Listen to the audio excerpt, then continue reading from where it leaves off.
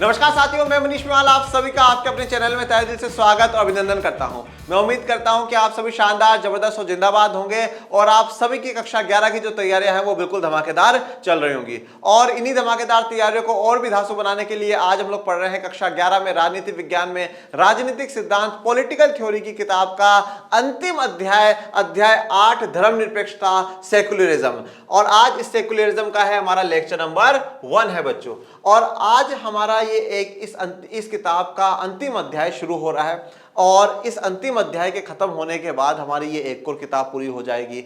हम संविधान वाली किताब को पूरा कंप्लीट कर चुके हैं, उसके 10 चैप्टर थे वो कंप्लीट हो चुके हैं। 2023-24 के हिसाब से इस एनसीईआरटी में से 2 चैप्टर हटा दिए गए हैं। पहले इसमें भी 10 हुआ करते थे, अब 8 है, तो 8 के साथ हमारे 68 हो जाएंगे, मतलब हमारा पूरा कोर्स कंप्लीट हो जाएगा। वन शॉट्स आपके लिए आना शुरू ही हो ही चुके हैं। आप वन शॉट्स के मजे ले ही रहे हैं, आनंद ले ही रहे हैं। आपकी तैयारियां बिल्कुल शानदार, जबरदस्त, जिंदाबाद चल रही है और उनको और भी शानदार, जबरदस्त, जिंदाबाद बनाने के लिए मार्केट में आ चुका है लर्न एंड शेयर आर्ट्स का एप्लीकेशन। बच्चों काफी बच्चे कह रहे हैं कि सर ये एप्लीकेशन हमें प्ले स्टोर पर नहीं मिल रहा है, तो बच्चों समस्या क्यों लेते हो, क्यों परेशान होते हो? आपको डिस्क्रिप्शन में लिंक दे रखा है इसका, उस लिंक पे क्लिक करो, आप डायरेक्ट प्ले स्टोर पे पहुंच जाओगे और इसको इंस्टॉल कर लेना, डाउनलोड कर लेना। फिर भी समस्या आती है तो ये 2 नंबर सदैव आप लोगों की सेवा में समर्पित है। इनको कॉल करिए, इनको बोलिए मैम हमें लर्न एंड शेयर आर्ट्स का एप्लीकेशन नहीं मिल रहा है। परंतु सिर्फ और सिर्फ एप्लीकेशन लेने से काम थोड़ी होता है, एप्लीकेशन डाउनलोड करने से काम थोड़ी होगा। उस पे जो सुविधा है उन सुविधाओं का आनंद तो लो। मतलब आप कहीं जाओ, ठीक है, आपको बोला यार वहां उदयपुर जाना, वहां जाना बहुत अच्छी है, अब आप वहां गए और होटल में बैठे रहो। अरे वहां जा रहे हो तो वहां देख क्या हो, क्या क्या चीजें है। जब आपने एप्लीकेशन इंस्टॉल कराया तो इस पे जो कोर्सेज हैं बच्चों, उन कोर्सेज में जो सुविधाएं मिल रही है वो सुविधाएं आप लोग लीजिए। कक्षा 11 का अर्थशास्त्र का कोर्स है, राजनीति विज्ञान का कोर्स है, भूगोल का कोर्स है। हम राजनीति विज्ञान पढ़ रहे हैं, आप लोगों को दोनों किताबों के पूरे हैंड रिटन नोट्स आप लोगों को मिलेंगे। आपके ऑब्जेक्टिव टेस्ट हर संडे को ऑब्जेक्टिव टेस्ट आप लोगों के लिए होंगे। आप लोगों को इसका पीडीएफ मिलेगा और सबसे महत्वपूर्ण और सबसे इंपॉर्टेंट जो चीज मैं मानता हूं वो है बच्चों डाउट सॉल्विंग ग्रुप। आप जब भी पढ़ रहे हो डाउट डाल दो और आपका सबसे पहले डाउट सॉल्व कर दिया जाएगा। आप रात में, कुछ बच्चे कहते हैं रात में पढ़ते हो, रात में डाउट डाल दो। सुबह जल्दी उठ के पढ़ते हो, सुबह जल्दी उठ करके डाउट डाल दो। डाउट डालना है और आपकी उसी समस्या का उसी समय समाधान हो जाएगा। अब आप भी चाहते हैं कि हमारी समस्या का समाधान हो तो आपको सिर्फ और सिर्फ इन 2 नंबरों पे कॉल करना है और टीम को कहना है कि मैम सर मेरा कोर्स चला दीजिए। अब आप सोचते हो बहुत बड़ी महंगी फीस होगी, बिल्कुल नाम मात्र। इतनी सी फीस है पूरे साल की जितनी आप 3-4 दिन में खाने पीने में खर्चा कर देते हो, सिर्फ इतनी सी। सच में एक बार कॉल करके पूछेगा, आपको मजा आ जाएगा ये सुनकर के इतनी कम फीस में इतनी सुविधाएं आपको लर्न एंड शेयर आर्ट्स का परिवार देने जा रहा है। तो चलिए आप कोर्स खरीदिए और मैं जब तक चैप्टर स्टार्ट करता हूं। अब जब भी हम चैप्टर शुरू करते हैं तो हमारी एक परंपरा है, हम ये जानते हैं कि इस पूरे चैप्टर में हमें क्या पढ़ना है। सबसे पहले तो हम वही इंट्रोडक्शन पढ़ेंगे, उसके बाद जैसे कि जो हम चैप्टर पढ़ रहे हैं धर्मनिरपेक्षता, तो ये धर्मनिरपेक्षता क्या है, इसका अर्थ जानेंगे कि धर्मनिरपेक्षता का मतलब क्या होता है, क्या है धर्मनिरपेक्षता। धर्मनिरपेक्ष राज्य जो है ये क्या होता है, धर्मनिरपेक्षता का यूरोपीय मॉडल जानेंगे और धर्मनिरपेक्षता का भारतीय मॉडल भी जानेंगे। मतलब यूरोपियन मॉडल क्या है सेक्युलरिज्म का, इंडियन मॉडल क्या है सेक्युलरिज्म का, वो भी जानेंगे। और बहुत सी बार भारतीय धर्मनिरपेक्षता की आलोचनाएं भी होती हैं, मतलब क्रिटिसाइज करा जाता है भारतीय धर्मनिरपेक्षता को। मतलब पूर्ण रूप से कभी कभार ये सवाल उठाए जाते हैं कि भारत पूर्ण रूप से धर्मनिरपेक्ष नहीं है, और कुछ लोग कहते हैं कि भारत अधिक ही, कुछ ज्यादा ही धर्मनिरपेक्ष है। ये क्या सवाल है, किस प्रकार की बुराइयां भारतीय धर्मनिरपेक्षता पर होती है, ये सारी चर्चा हम इस चैप्टर में, इस अध्याय में करने वाले हैं। और आज जो हम लोग पढ़ेंगे वो हम पढ़ेंगे परिचय, इंट्रोडक्शन, और फिर धर्मनिरपेक्षता क्या है या धर्मनिरपेक्षता का अर्थ, सेक्युलरिज्म इन इंडिया। चलिए शुरू करते हैं हमारे आज के लेक्चर को, परिचय या इंट्रोडक्शन। धर्मनिरपेक्षता क्या है वो अभी अपन लोग आगे जानेंगे, आज के लेक्चर में ही जानेंगे धर्मनिरपेक्षता का क्या अर्थ है। पर जब से अपन लोग बचपन से पढ़ रहे हैं, ठीक है, आप 4th-5th क्लास में होंगे, जब से ये चीज़ आप लोगों को बताई जाती है कि हिंदू, मुस्लिम, सिख, ईसाई आपस में भाई भाई, तो ये जो भाई भाई का संवाद है, ये जो भाई भाई की बात है, यही कहीं ना कहीं धर्मनिरपेक्षता की आधार है। मतलब सब, जैसे आज एक परिवार में भाई होते हैं, जैसे आज मान लीजिए कोई 4 भाई है एक घर में, तो उन चारों भाइयों का बराबर का अधिकार है उस घर पे। बराबर का अधिकार है। जितने संसाधन एक भाई इस्तेमाल कर सकता है उतना दूसरा भी इस्तेमाल कर सकता है। एक के साथ जैसा व्यवहार हो वैसा दूसरे के साथ भी हो, तो समानता वहां पर स्थापित होती है। चारों वो बराबर है क्योंकि वो एक ही भाई है, वो चारों एक ही कोख से जन्म लिए हुए। तो इसी प्रकार से जब हम ये कहते हैं कि हिंदू मुस्लिम सिख ईसाई आपस में भाई भाई, और जब मैं ये कहता हूं कि इसी का धर्मनिरपेक्षता का आधार है, इसका मतलब ये है कि वो चारों समान है। चारों धर्म या इसके अलावा जो भी धर्म, चाहे वो बुद्धिस्ट हो, चाहे जैनी हो, यहूदी हो, पारसी हो, कोई सा भी धर्म हो, सभी धर्मों को एक समान नजर से देखना, एक समान सुविधाएं उपलब्ध कराना, यही कहीं ना कहीं धर्मनिरपेक्षता है, यही कहीं ना कहीं सेकुलरिज्म है। सभी धर्मों के प्रति अपनी आस्था, अपना विश्वास रखना, उन विश्वासों का, उन आस्थाओं का सम्मान करना, यही धर्मनिरपेक्षता है, यही सेकुलरिज्म है। आइए देखते हैं इस परिचय में, इस चैप्टर में हम लोग और क्या क्या जानेंगे। जब विभिन्न संस्कृतियों और समुदाय एक ही देश में साथ साथ रहते हैं तो लोकतांत्रिक राज्य उनमें से प्रत्येक के लिए समानता की गारंटी कैसे करे, पिछले अध्याय में यही सवाल सामने आया था। अब जो पिछला अध्याय हम लोगों ने पढ़ा, देखो लास्ट कुछ 2 चैप्टर्स को अब यहां से थोड़ा सा कनेक्ट करो। आप चैप्टर 7 पढ़ करके आए राष्ट्रवाद, नेशनलिज्म। चैप्टर 6 आप लोगों ने पढ़ा नागरिकता या सिटीजनशिप। नागरिकता में भी ये सवाल उठा था कि हर किसी को देश का नागरिक नहीं बनाया जा सकता। हर किसी को हमने, कोई भी आया और हमने देश का नागरिक बना लिया, या यहां से कोई भी गया देश का नागरिक दूसरे का बन गया, ये पॉसिबल नहीं है। हर किसी को अपनाना थोड़ा सा मुश्किल होता है।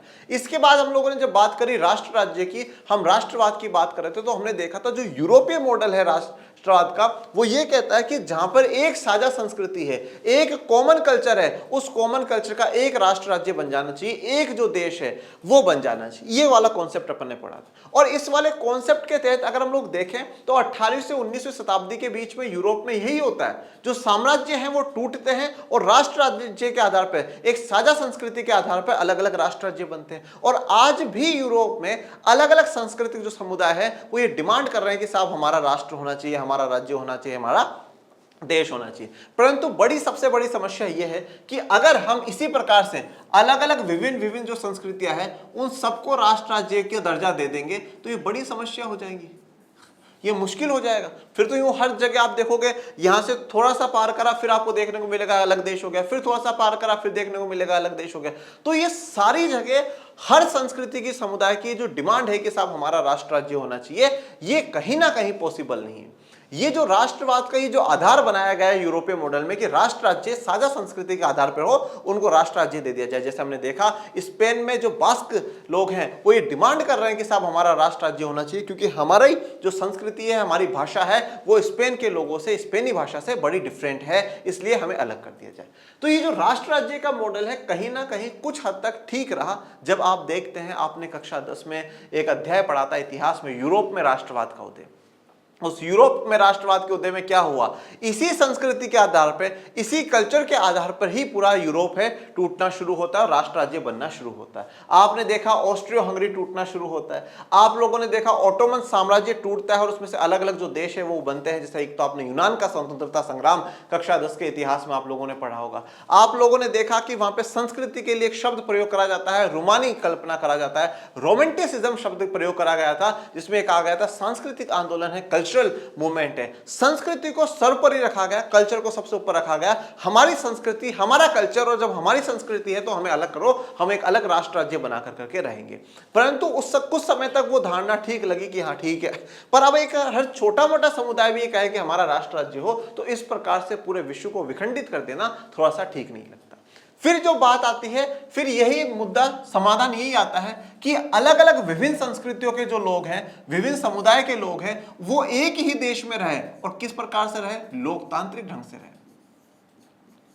लोकतंत्र ही एक ऐसा जरिया है जो हर संस्कृति के लोगों को जोड़ सकता है, हर धर्म, हर समुदाय के लोगों को जोड़ सकता है। पर लोकतंत्र सिर्फ संविधान में, कानून में होने से ही फर्क नहीं पड़ेगा। वो कब लोकतंत्र कब सफल होगा? जब हर व्यक्ति के दिमाग में लोकतांत्रिक भावनाएं होंगी, हर व्यक्ति ये माने कि हाँ हम लोकतांत्रिक है और लोकतांत्रिक ढंग से ही चलेंगे, सरकारें लोकतांत्रिक व्यवहार करें, तभी कहीं ना कहीं लोकतांत्रिक रूप से सभी धर्मों को, सभी संस्कृति, सभी वर्गों को जोड़ करके रखा जा सकता है। तो अब लोकतांत्रिक ढंग से हम ये देख करके आए हैं कि अब जो समुदाय अलग है, जिनकी संस्कृति अलग है, कहीं ना कहीं उनको क्या करी जाए, ज्यादा स्वायत्तता दे दी जाए, या देश के अंदर ही उनके अधिकारों की रक्षा करी जाए, उनको स्वायत्तता दे दी जाए। ठीक है, उनके जो अधिकार है उन अधिकारों की रक्षा करी जाए। जैसे हम लोगों ने लास्ट में पढ़ा है कि हमारे भारत के संविधान ने अल्पसंख्यकों के अधिकारों की रक्षा करी। आर्टिकल 29 से 30 जो है अल्पसंख्यकों के अधिकारों की बात करता है, चाहे वो धार्मिक अल्पसंख्यक हो, चाहे वो भाषाई अल्पसंख्यक हो। मतलब लोकतांत्रिक तरीके से हमने अधिकारों का संरक्षण करी है। कहीं कहीं पर हमने कुछ स्वायत्तता, कुछ ऑटोनॉमी दी है। ये सब कुछ जो आप ज्यादा पढ़ोगे स्वायत्तता के बारे में, इन ऑटोनॉमी के बारे में, ये आप कक्षा 12 में जब आओगे तो एक किताब है स्वतंत्र भारत में राजनीति, तब पढ़ोगे। अभी ये जो कहानी है यहां पर हम इसलिए पढ़ रहे हैं, पूरी लास्ट का जो रिवीजन करा है वो इसलिए करा है क्योंकि ये कह रहा है कि अलग अलग संस्कृति और अलग अलग समुदाय एक ही देश में, मतलब ये राष्ट्र राज्य वाला मॉडल कैंसिल हो गया कि अलग अलग संस्कृति के लोगों के लिए अलग अलग राष्ट्र राज्य नहीं, अब एक ही अलग अलग समुदाय, अलग अलग संस्कृति अब एक ही देश में साथ साथ रह सकते हैं। और लोकतांत्रिक राज्य उनमें प्रत्येक के लिए समानता की गारंटी कैसे करे, ये बड़ा सवाल है। अब चलो ये बात तो हमने मान ली कि अलग अलग संस्कृति को मानने वाले लोग, अलग अलग समुदायों पर विश्वास करने वाले लोग एक साथ रह सकते हैं, परंतु लोकतांत्रिक राज्य का मतलब यहां पे सरकार है। जो लोकतांत्रिक सरकारें हैं वो प्रत्येक के लिए, मतलब हर संस्कृति वाले व्यक्ति के लिए, हर समुदाय के व्यक्ति के लिए समानता की गारंटी कैसे करें, मतलब किस प्रकार से उनको ये विश्वास दिलाए कि साहब आपके साथ समानता होगी। तो भैया अगर पूरे विश्व को नहीं पता कि कैसे गारंटी दी जाए तो भारत आइए और भारत के संविधान को पढ़िए, आपको पता चलेगा कि किस प्रकार से गारंटी दी जा सकती है। जैसे भारत के संविधान ने हर संस्कृति, हर समुदाय के लोगों को गारंटी दी है कि आपकी संस्कृति सेफ रहेगी, आपका जो कल्चर है वो आपका कल्चर सेफ रहेगा। संस्कृतियों को बचाने के लिए, चाहे वो भाषा के आधार पर संस्कृति हो, हमारे संविधान ने 22 भाषाओं को अनुसूचित करा कि नहीं, एक भाषा का वर्चस्व नहीं होना चाहिए, सभी भाषाओं का विकास होना चाहिए। ये विविधताओं में एकता का प्रतीक हमारे भारत का संविधान है। हमारे भारत के संविधान ने जब बन रहा था उस समय भारत ने एक विभाजन की मार झेली थी, ठीक है, आपस में भाई भाई जो मिलकर के लड़ा करते थे वो विभाजित हो चुके थे। उसके बावजूद भी भारत के संविधान निर्माताओं ने, भारत के महापुरुषों ने यही निर्णय लिया कि नहीं, भारत एक धर्मनिरपेक्ष राज्य होगा, भारत एक धर्मनिरपेक्ष देश होगा। मतलब भारत में किसी एक विशेष धर्म के लिए नहीं, सभी धर्मों के लिए एक समान जगह होगी और किसी भी व्यक्ति के साथ धर्म के आधार पर किसी प्रकार का भी भेदभाव नहीं करा जाएगा। भारत पूर्ण रूप से धर्मनिरपेक्ष या सेकुलर होगा। यह आजादी के उस समय में अपनाया गया है जब विभाजन हो चुका था। तो समानता की गारंटी कैसे दी जाए, यह हम लोग जानते हैं भारत के संविधान ने दी है। पिछले अध्याय में यही सवाल हमारे सामने आया था। तो पिछले अध्याय की अगर हम लोग बात करें तो राष्ट्र राज्य की बात हो चुकी थी। बाकी हम इस कंक्लूजन पे, निष्कर्ष पे पहुंच चुके थे कि एक ही देश में साथ रहते हैं तो लोकतांत्रिक राज्य उनको समानता दे, उनके अधिकारों की रक्षा करे, उनको स्वायत्तता प्रदान करे, पर कैसे गारंटी कैसे दी जा सकती है, ये हम सवाल लास्ट में छोड़ करके आए हैं। इस अध्याय में हम ये देखने की कोशिश करेंगे कि इस सवाल का जवाब देने में धर्मनिरपेक्षता की अवधारणा का इस्तेमाल कैसे किया जा सकता है। अब इस अध्याय में हम ये देखने की कोशिश करेंगे, ये जो सवाल है कि समानता की गारंटी कैसे दी जाए, इस सवाल का जवाब हम धर्मनिरपेक्षता की अवधारणा का इस्तेमाल करेंगे। जो सेकुलरिज्म का जो कॉन्सेप्ट है उसका इस्तेमाल करेंगे और उसके इस्तेमाल से हम लोग देखेंगे कि किस प्रकार से समानता की गारंटी दी जा सकती है। तो जैसे यहां पर देखिए, यहां पर आपको तस्वीर दिखाई है, जिसमें प्रार्थना की तस्वीर है, प्रार्थना करते हुए की तस्वीर दिखाएगी। भारत में धर्मनिरपेक्षता का विचार सार्वजनिक वाद विवाद और परिचर्चाओं में सदैव मौजूद रहा है। फिर भी यह धर्मनिरपेक्षता की स्थिति को लेकर कुछ मामले काफी पेचीदा है। देखिए, अब पहली बात तो धर्मनिरपेक्षता की जो बात है इसको थोड़ा सा समझिए आप, इंडियन कॉन्टेक्स्ट में समझिए धर्मनिरपेक्षता क्या है। देखो, ये बात बिल्कुल सत्य है कि हजारों वर्षों से भारत में हिंदू, मुस्लिम, सिख, ईसाई सब मिलजुल कर रहे हैं। और अगर भारत में अगर हम देखें तो एक जो बड़ा विशेष मुद्दा देखने को मिलता है वो हिंदू मुस्लिम्स के बीच में देखने को मिलता है। तो हिंदू, मुस्लिम, सिख, ईसाई आपस में भाई भाई बिल्कुल मिलजुल करके रह रहे हैं। फिर उसके बाद एंट्री होती है ब्रिटिशर्स की। तो ब्रिटिशर्स कहीं ना कहीं फूट डालो और राज करो का शासन चलाते हैं। और उस फूट डालो राज करो के शासन का एक नतीजा ये देखने को मिलता है कि भारत के 2 टुकड़े हो जाते हैं और पाकिस्तान मुसलमानों के लिए एक देश बना दिया जाता है। मतलब भारत के जो संविधान निर्माता थे, भारत के जो महापुरुष थे, उन्होंने उस समय में भारत के लिए धर्मनिरपेक्षता का मॉडल चुना। और जब 1951 की जनगणना भारत की होती है, मुसलमानों के लिए पाकिस्तान बन जाने के बावजूद भी उस समय में भी भारत में 12% मुस्लिम होते हैं। मुस्लिम समुदाय के लोग 12%, मतलब टोटल पॉपुलेशन का 12% होते हैं। मतलब भारत में हर समुदाय अपने आप को सेफ और बेहतर महसूस करता है, इसमें कोई दो राय वाली बात नहीं। तो फूट डालो राज करो का शासन, उनकी जो नीति थी अंग्रेजों की, उसकी एक ये हमें परिणति, एक परिणाम देखने को मिला कि पाकिस्तान बन गया। अब उस 1947 के बाद से कहीं ना कहीं थोड़ा सा हिंदू मुस्लिम्स के बीच में तनाव और हमेशा बढ़ते हुए दिखे, कभी कुछ ज्यादा कभी कम, कुछ ज्यादा कभी कम। जैसे मैंने अभी कहा कि भारत के संविधान निर्माताओं ने धर्मनिरपेक्षता को अपनाया है, सेकुलरिज्म को अपनाया है, और इस सेकुलरिज्म को अपनाते हुए अगर अभी अपन और भी चर्चा करेंगे इसमें आगे, आर्टिकल 25 से 28 अगर मैं देखूं तो ये कहा गया कि सभी धर्मों को अपने धर्म को मानने का, अपनी आस्था का, अपना विश्वास का प्रचार प्रसार करने की छूट देता है। ये भारत का संविधान है, धर्मनिरपेक्षता की बात करता है। इसके बाद ये देखा गया कि जो अल्पसंख्यक है, जिनकी संख्या कम है, चाहे धार्मिक आधार पर हो, चाहे भाषाई आधार पर हो, किसी भी आधार पर हो, तो उनके लिए आर्टिकल 29 और 30 में विशेष प्रावधानों का काम देश के संविधान ने करा है। मतलब भारत का जो संविधान है वो धर्मनिरपेक्षता, और धर्मनिरपेक्ष होने का अर्थ ये नहीं है कि किसी एक धर्म के प्रति विशेष लगाओ और दूसरे धर्म के प्रति कम लगाओ, ऐसा नहीं। धर्मनिरपेक्ष का अर्थ यह है कि सभी के प्रति एक जैसा व्यवहार, सभी के प्रति एक समान व्यवहार, ये धर्मनिरपेक्षता है, ये सेकुलरिज्म है। भारत के संविधान पे धर्मनिरपेक्षता को लेकर करके कभी कभार ऐसा कहा जाता है कि भारत का संविधान 1950 में धर्मनिरपेक्ष नहीं था, 1976 में बना है, 1976 में बना है। अब मुख्य मुद्दा यह आता है कि 1976 में ऐसा क्या हुआ। 1976 में इंदिरा गांधी जी की सरकार थी, और हम पढ़ चुके हैं संविधान की किताब में कि पहला जो संविधान का किताब है, ओके, तो संविधान में प्रस्तावना है, उद्देशिका है, ये जिसे हम इंग्लिश में क्या कहते हैं, प्रीएम्बल कहते हैं। और जैसे कि आप सभी बच्चों ने संविधान वाली किताब पढ़ी होगी, तो उसमें जो चैप्टर 1 है संविधान क्यों और कैसे, और उसका जो लेक्चर नंबर 12 है वो प्रस्तावना प्रीएम्बल का आपने पढ़ा होगा। हमारे संविधान का जो प्रीएम्बल है वो एक ऐसा है जिससे आप उस प्रीएम्बल को पढ़ करके आप ये कह सकते हो कि पूरे संविधान में क्या क्या है। मतलब एक प्रकार से पूरा निष्कर्ष संविधान का आपको प्रीएम्बल पे, उद्देशिका पे, प्रस्तावना पे देखने को मिल जाता है। अब ये जो प्रीएम्बल है, प्रस्तावना है, इसमें जब 1950 में भारत का संविधान बना था तो उस समय धर्मनिरपेक्ष, पंथ निरपेक्ष जो शब्द है वो नहीं था, ये वाला शब्द नहीं था। ये वाला शब्द जोड़ा गया 1976 में इंदिरा गांधी जी की सरकार के द्वारा आपातकाल के दौर में। और धर्मनिरपेक्ष का शब्द, सेकुलरिज्म जो शब्द जोड़ा गया, अब इस शब्द पे कहा गया कि साहब अब भारत सही मायनों में धर्मनिरपेक्ष होगा। पर क्या सच में ऐसा था कि उससे पहले भारत धर्मनिरपेक्ष नहीं था? था, भारत धर्मनिरपेक्ष था। क्यों? क्योंकि ये प्रावधान हमें बताते हैं कि भारत धर्मनिरपेक्ष रहा है। ठीक है, सदैव से भारत धर्मनिरपेक्ष रहा है, और भारत का संविधान हमेशा से धर्मनिरपेक्षता की बात करता हुआ आया है, चाहे प्रीएम्बल में वो शब्द लिखा हुआ हो या ना लिखा हुआ। तो हमारा भारत का संविधान धर्मनिरपेक्षता को लेकर के क्या बात करता है वो मैंने चर्चा करी, पर उसके बावजूद भी धर्मनिरपेक्षता का जो विचार है हमारे देश में सार्वजनिक वाद विवाद का और परिचर्चाओं का सदैव मौजूद रहा है। मतलब सार्वजनिक वाद विवाद होते रहती है धर्मनिरपेक्षता के मुद्दे पर, कि धर्मनिरपेक्षता ये है, धर्मनिरपेक्षता वो है, वाद विवाद होती रहती, चर्चाएं होती रहती, सदैव ये मौजूद रहा है। फिर भी यहाँ धर्मनिरपेक्षता की स्थिति को लेकर कुछ मामले काफी पेचीदा है, और धर्मनिरपेक्षता की स्थिति को कुछ मामले लेकर काफी पेचीदा है, थोड़े से कॉम्प्लिकेटेड आप कह सकते हैं।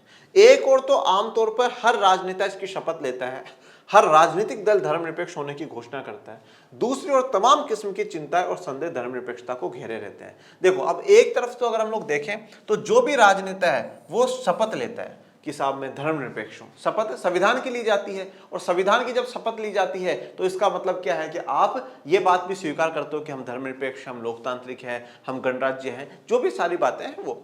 तो शपथ, एक तरफ तो नेता शपथ लेते हैं, राजनीतिक दल धर्मनिरपेक्ष होने की घोषणा करते हैं। कोई भी राजनीतिक दल कभी भी, आप ये सुन सकते हैं, कोई भी राजनीतिक दल कभी भी ओपनली ये नहीं कहता कि नहीं साहब हम तो इसी धर्म की लिए हैं, नहीं, कोई नहीं। वो हमेशा यही कहेंगे कि हम लोग धर्मनिरपेक्ष हैं, हम सभी धर्मों के लिए काम करने वाले लोग हैं, हमारी सरकारें, हमारी पार्टियां हर धर्म, हर वर्ग, हर समुदाय के लिए काम करेगी। तो एक तरफ तो जो भी राजनेता है वो इस चीज की शपथ लेता है कि साहब हम लोग धर्मनिरपेक्ष हैं, हर राजनीतिक दल, पॉलिटिकल पार्टी ये कहती है कि धर्मनिरपेक्ष हैं हम लोग, हम सेकुलर हैं। दूसरी ओर काफी प्रकार की हमें चिंताएं और संदेह धर्मनिरपेक्षता को घेरे रखते हैं। मतलब काफी बार ऐसे सवाल उठते हैं कि क्या भारत सेकुलर है, क्या भारत धर्मनिरपेक्ष है, ऐसी बातें देखने को मिलती है। पुरोहितों और धार्मिक राष्ट्रवादियों द्वारा ही नहीं, कुछ राजनीतिज्ञों, सामाजिक कार्यकर्ताओं और यहां तक कि शिक्षाविदों द्वारा भी धर्मनिरपेक्षता का विरोध किया जाता है। अब देखिए, सिर्फ पुरोहित और धार्मिक राष्ट्रवादी, मतलब कोई धर्म से जुड़े जो राष्ट्रवादी लोग हैं वही इस धर्मनिरपेक्षता का विरोध नहीं करते हैं। इसके अलावा कभी कभार जो राजनीतिक होते हैं, जो पॉलिटिशियंस होते हैं, वो करते हैं। सामाजिक जो कार्यकर्ता है, जो सोशल एक्टिविस्ट हैं, वो लोग भी इस धर्मनिरपेक्षता का विरोध करते हैं। यहां तक कि कुछ शिक्षाविद होते हैं, एजुकेशनिस्ट जो लोग होते हैं, वो भी धर्मनिरपेक्षता का विरोध करते हैं कि साहब धर्मनिरपेक्षता का विरोध किया जाता है, धर्मनिरपेक्षता का कॉन्सेप्ट ठीक नहीं। इस अध्याय में हम नीचे लिखे कुछ सवालों को पूछकर इस जारी विमर्श को शामिल होंगे। अब नीचे कुछ जो सवाल है वो देखेंगे इस अध्याय में, और एक बहुत शानदार तस्वीर लगाई गई है, ठीक है, जिसमें पूरा इंडिया दिखाया गया है और हिंदुज्म, जैनिज्म, बुद्धिज्म, सिखिज्म, इस्लाम, क्रिश्चियनिटी, और पूरा ये कंप्लीट इंडिया बनाता है, सेकुलरिज्म इन इंडिया। और वही बचपन की कहानी कि हिंदू, मुस्लिम, सिख, ईसाई आपस में भाई भाई। देखिए अब सवाल क्या है, क्या यह उन समाजों के लिए उपयुक्त है जिनमें धर्म का आज भी लोगों के व्यक्तिगत जीवन पर गहरा असर है। अब सवाल यहाँ पर कुछ सवाल ये उठते हैं कि जो धर्मनिरपेक्षता का कॉन्सेप्ट है, ये जो सेकुलरिज्म का कॉन्सेप्ट है, ये जो सेकुलरिज्म का ये जो मॉडल है, क्या ये उन समाजों के लिए उपयुक्त है जिनमें धर्म का आज भी लोगों के व्यक्तिगत जीवन पे गहरा असर है। मतलब जहां पे व्यक्तिगत जीवन पे धर्म का बड़ा असर हो कि साहब हमारा धर्म, हमारा धर्म, तो वहां पे क्या ये धर्मनिरपेक्षता का कॉन्सेप्ट ठीक है? क्या किसी भी देश में जहां पे लोग धर्म को लेकर के बड़ा गहरा भाव रखते हैं, तो वहां पे क्या धर्मनिरपेक्षता का कॉन्सेप्ट चल सकता है? क्या धर्मनिरपेक्षता भारतीय मिट्टी में रोपा गया एक पश्चिमी पौधा है? तो ये सवाल पूछा गया कि जो धर्मनिरपेक्षता है, ये क्या भारतीय मिट्टी में रोपा गया एक पश्चिमी पौधा है? मतलब कोई पश्चिम में ये कॉन्सेप्ट था धर्मनिरपेक्षता, और उसको भारत में लाकर करके रखा गया है। मतलब भारत में धर्मनिरपेक्षता का कोई कॉन्सेप्ट नहीं है, ये तो भारत में लाकर करके मिट्टी में रोपा गया होगा।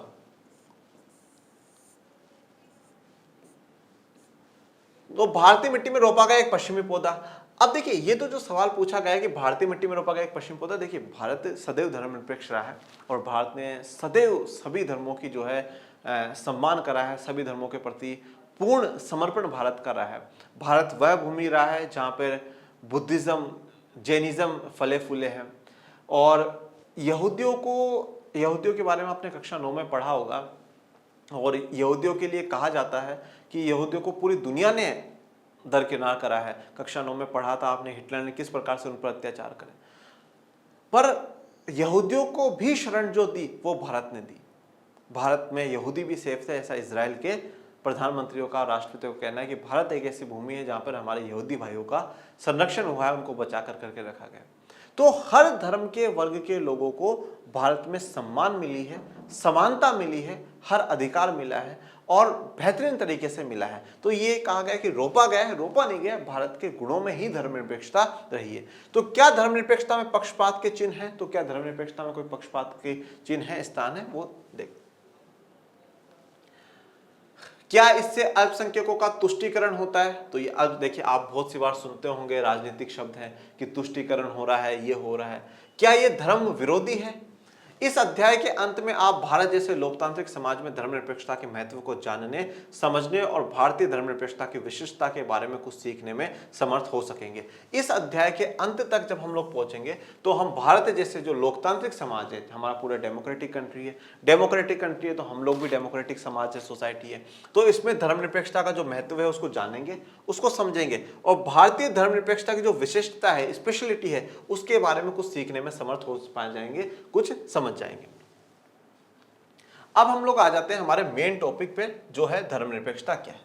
अब भी जो मैंने आपको परिचय, इंट्रोडक्शन जो पढ़ाया है वो क्या है, वो एक तो यह है कि लास्ट चैप्टर से हमने किस प्रकार से कनेक्ट करा वो, दूसरी बात इस अध्याय में हम क्या क्या सीख जाएंगे, क्या क्या हमें पता चल जाएगा वो। अब हम आ जाते हैं हमारे टॉपिक पे, व्हाट इज सेकुलरिज्म या धर्मनिरपेक्षता क्या है।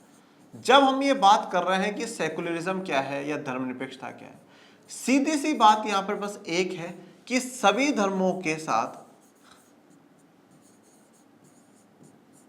सभी धर्मों के साथ एक समान व्यवहार, सभी धर्मों के साथ एक समान व्यवहार का होना ही धर्मनिरपेक्षता है। यही क्या है, सेकुलरिज्म। मतलब कोई भी व्यक्ति किसी भी धर्म का हो, चाहे हिंदू हो, चाहे मुस्लिम हो, चाहे सिख हो, चाहे ईसाई हो, चाहे बुद्धिस्ट हो, चाहे जैन हो, चाहे पारसी हो, चाहे यहूदी हो, कोई भी हो। अब आप एक चीज और देखिए, लास्ट जो चैप्टर में हमने एंडिंग करी थी रविंद्रनाथ टैगोर जी के विचारों से करी थी। तो रविंद्रनाथ टैगोर जी के जो विचार थे, उन विचारों में लास्ट में क्या था, यही बात थी ना कि भारत में राष्ट्रवाद है पर सबसे ऊपर मानवता है। और मानवता में फिर हमने ये भी देखा था कि भाई एंडिंग में जाकर के सभी धर्म के जो लोग हैं वो यहाँ सुरक्षित रह सके, बेहतर तरीके से रह सके, ये बातें पढ़ी हैं। तो हमारा सेकुलरिज्म, हमारी धर्मनिरपेक्षता ये कहती है कि सभी धर्म जो है उनके साथ एक समान व्यवहार होना चाहिए। दूसरी बात यहाँ पर क्या है कि किसी भी व्यक्ति के साथ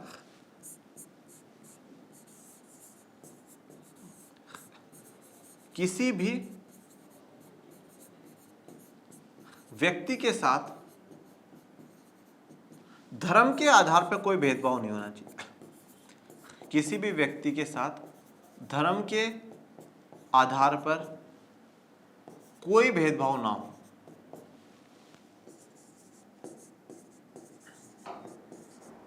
कोई भेदभाव ना हो, ये धर्मनिरपेक्षता है। मतलब सभी के साथ एक समान व्यवहार हो, सभी को एक जैसी सुविधाएं, सभी को एक जैसे अधिकार। अब नागरिकता वाले में आपने क्या पढ़ा, पूर्ण और समान सदस्यता, मतलब आपको पूर्ण, कंप्लीट और समान, मतलब एक जैसी सदस्यता मिले, वही नागरिकता है। मतलब एक जैसे अधिकार सबको मिले, एक जैसी सुविधा है वो सबको मिले, तो वह क्या है, ये हम धर्मनिरपेक्षता से भी हम जोड़ सकते हैं। तो सभी धर्मों के साथ एक समान व्यवहार होना, किसी व्यक्ति के साथ धर्म के आधार पर कोई भेदभाव ना होना, ये सब धर्मनिरपेक्षता के पॉइंट है। ये सेकुलरिज्म की बात करते हैं। अब जैसे कुछ पॉइंट सेकुलरिज्म के अपन लोग डिस्कस कर चुके हैं, जैसे भारत के संविधान में अगर चर्चा करते हैं, संविधान में जब हम लोग चर्चा करते हैं धर्मनिरपेक्षता की, तो पहली बात तो यह है कि जब भारत के संविधान का निर्माण हुआ तो उस समय भारत का बंटवारा हुआ और पाकिस्तान बनाया गया।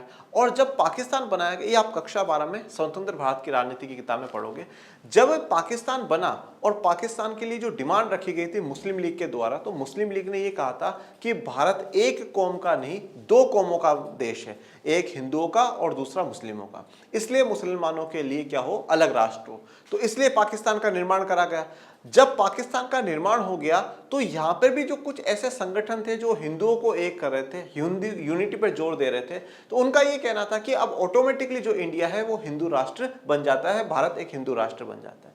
परंतु उसके बावजूद भी भारत के महापुरुषों ने, भारत की संविधान निर्माताओं ने और भारत की जनता ने यही तय करा है कि भारत एक धर्मनिरपेक्ष राज्य रहेगा, जहां पर सभी धर्म के लोग रहेंगे, चाहे वो हिंदू हो, चाहे वो मुस्लिम हो, चाहे सिख हो, चाहे ईसाई हो, चाहे जैन, बौद्ध, पारसी, कोई भी हो। मतलब विभाजन के बाद भी जब ये क्लियर था कि साहब पाकिस्तान मुस्लिम्स के लिए बना है, उसके बावजूद भी भारत ने सभी को स्वीकार करके रखा, सभी को साथ में रहने की सलाह दी। और मैंने जैसे आपको बताया कि 1951 में भी जब भारत की जनगणना होती है तो 12% जो आबादी है वो मुस्लिम समुदाय की रहती है।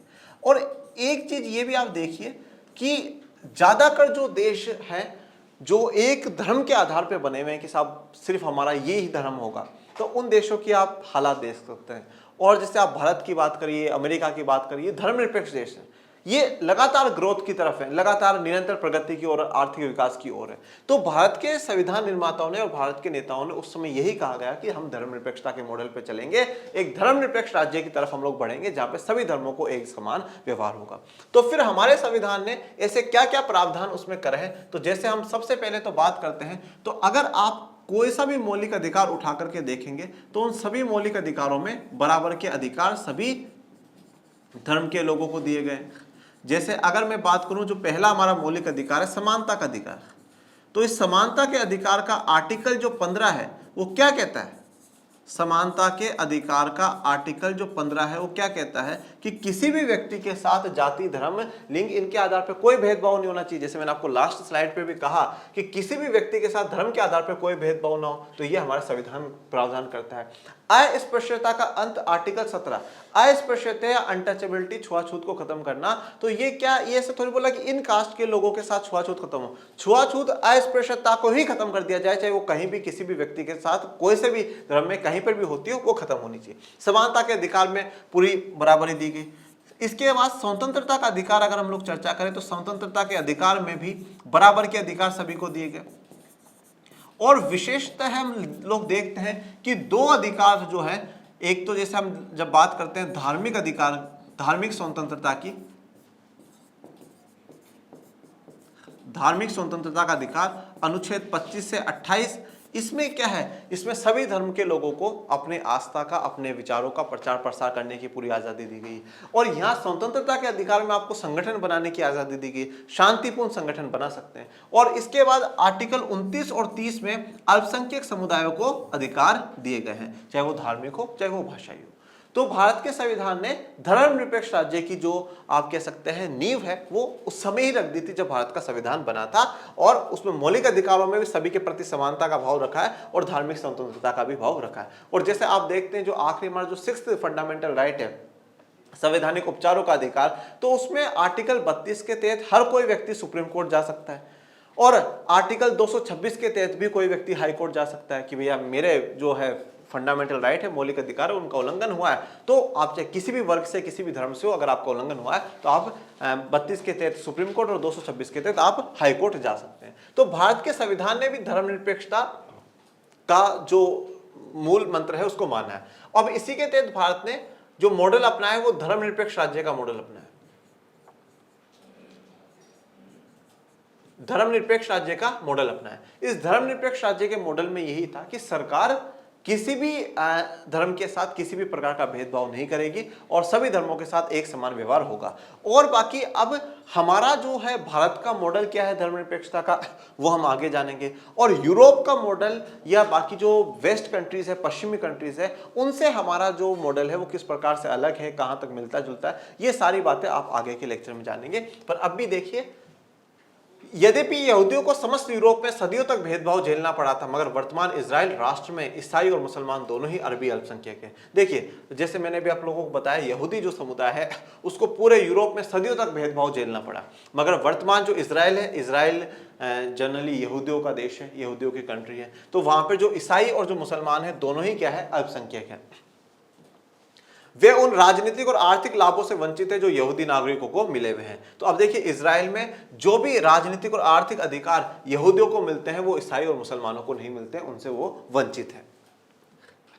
यूरोप के अनेक हिस्सों में गैर ईसाइयों के प्रति भेदभाव के सूक्ष्म रूप अभी भी बरकरार है। यूरोप के अनेक हिस्सों में गैर ईसाइयों के प्रति, देखिए यूरोप क्या है, यूरोप ईसाई धर्म की पहचान है। मतलब आप पूरे यूरोप में जितने भी देशों को देखोगे, ज्यादातर वहां जो पॉपुलेशन है, मेजोरिटी पॉपुलेशन वहां पे ईसाइयों की देखने को मिलेगी।